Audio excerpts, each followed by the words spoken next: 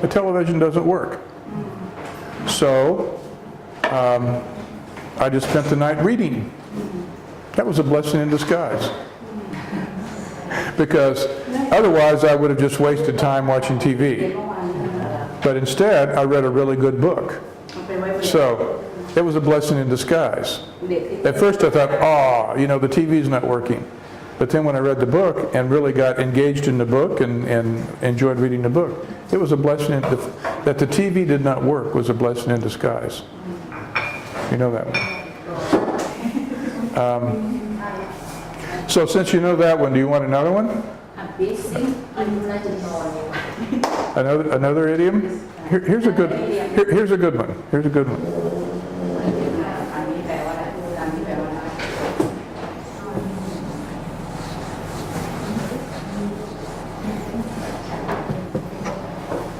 This is very informal.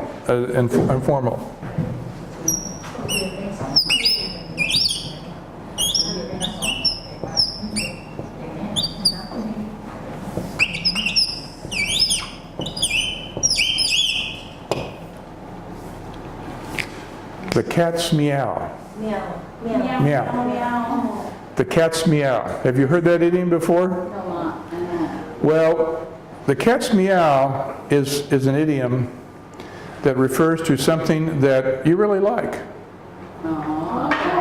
You know? So, now if we look at this, the cat's meow, that it doesn't make sense, and that's what an idiom is. An idiom is a phrase of words that if you look at each of the words individually, they mean one thing. But if you put the phrase together in the context of a sentence, it means something altogether different.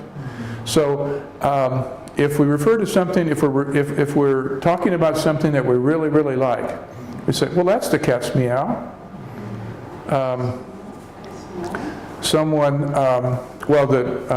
One of your classmates in the other group always gives me tea in the morning, always brings me tea in the morning. And the first morning, I thought, boy, I sure would like to have a cup of tea, before I start class. And all of a sudden, she turns up with a cup of tea. And I thought to myself, well, that's the cat's meow. And cat's meow. It means, well, that's really a good thing. That's really a good thing. Now, if you said that to someone else who was not fluent in English, they wouldn't know what you mean. But if you said that to Julie or to Brother John or Brother Tim, and they did something nice for you, and you said, well, that's the cat's meow, they'd know exactly what you meant. Yeah.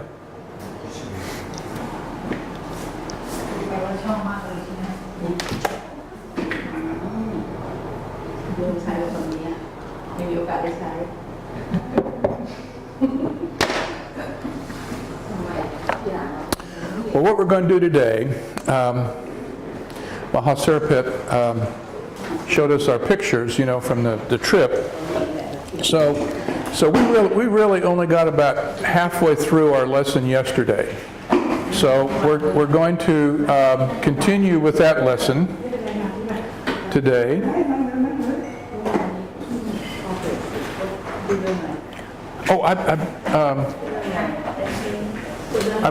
Did I not bring him?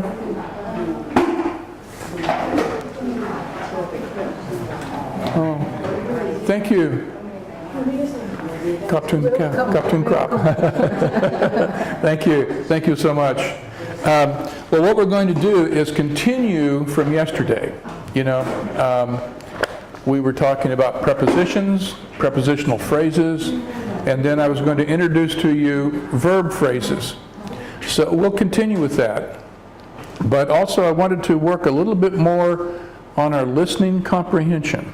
So we'll read a passage from our workbook out loud, and then I want you to listen about what's going on, what the speaker is saying, and then I'll ask you some questions to see if we can get some more meaning out of the paragraph. So we'll do that. And then we'll do some practice with prepositional phrases. I want us to practice creating or writing sentences that use the different prepositions of and with and under and above and so on and so forth. We'll do that, and then we'll continue, we'll return to reading The Good Earth together a little bit. Okay? So that's what we have planned today. What I want us to start with is if we turn to page 76. Page 76. Page 76.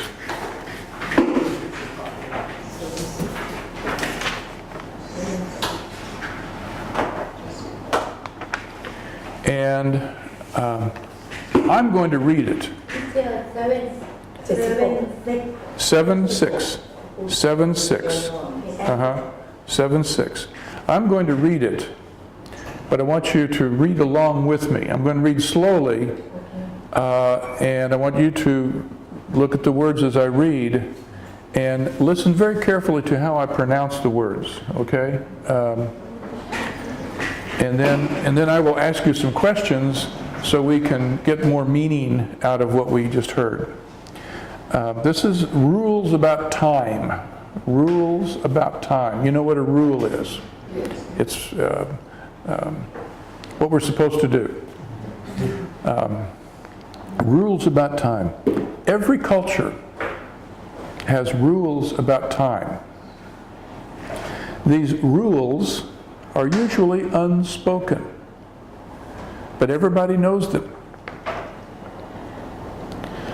In some countries, such as the United States, England, Canada, punctuality is an unspoken rule. Do you know what punctuality is? Punctuality? Punctuality means to be very precise on time. If you are punctual, you always are on time. You're never late. You're never late. And so in the United States, in England, in Canada, also I would add in Germany, Germans, Scandinavians, like people from Norway, Sweden, Denmark, they are always very, very punctual.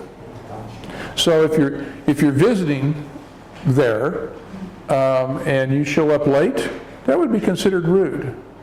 It would be considered impolite to do that. It is important to be on time, especially in business. People usually arrive a little early for business appointments. Business meetings often have strict beginning and ending times. When you are late, other people might think you're rude, disorganized, or irresponsible.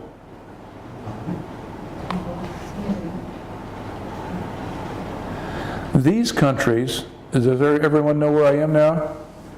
Second paragraph, or third paragraph. These countries also have cultural rules about time in social situations. What's the difference? Let me stop and ask a question. What's the difference between a social situation and a business situation? What would be the difference? What is a business situation?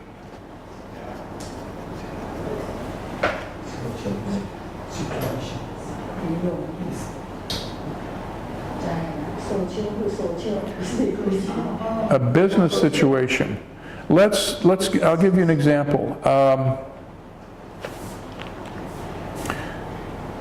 I'm a teacher, and so my job is to teach you in the class. The class starts at 9 o'clock. So in a business situation, I'm expected to come to class on time. Okay? It's an expectation. It would be impolite for me to you to show up late. If you were here at 9 o'clock and I came, coming in about 9:30 or 10 o'clock, That would be considered, you would take that as being impolite. Now, on the other hand, a social situation is when you're not involved in business or a job, you're just wanting to meet a friend, for example. So, 2 days ago, Brother Tim said, well, why don't you stop by the office? I have something I want to show you. He had some books he wanted to show me. He said, oh, come by about 2 o'clock. He was imprecise. He said, come by about 2 o'clock. Well, I got there about maybe 2:15 or so. So that was not considered impolite because it was a social situation. And, 15 minutes, he said about 2 o'clock, and I got there about 2:15. So it wasn't that important to be as punctual in a social situation as in a business situation. Okay? So, yeah. Punctual is saying, I sit here, is mean punctual. What, punctual is the same as what again? As? I come to study English and I sit to here. It's punctual. Yeah. If you were always punctual. You always come at 9 o'clock. That's punctual. It's punctual. Yeah. Okay. These countries also have cultural rules about time in social situations. For example, when an invitation for dinner says 6 p.m., it's impolite to arrive more than 5 or 10 minutes late. On the other hand, when the invitation is for